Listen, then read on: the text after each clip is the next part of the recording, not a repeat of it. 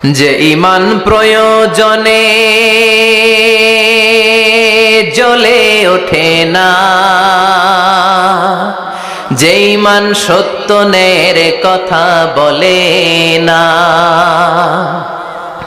যে ঈমান প্রয়োজনে জ্বলে ওঠে না, যে ঈমান সত্য ন্যায়ের কথা বলে না, যে ঈমান বাস্তবে নাই, যে ঈমান অন্তরে নাই, মুখে শুধু ফাঁকা বলি, কি করে তারে বলো ঈমানে বলি, কি করে তারে বলো ঈমানে বলি, কি করে তারে বলো ঈমানে বলি, ঠিক কি না?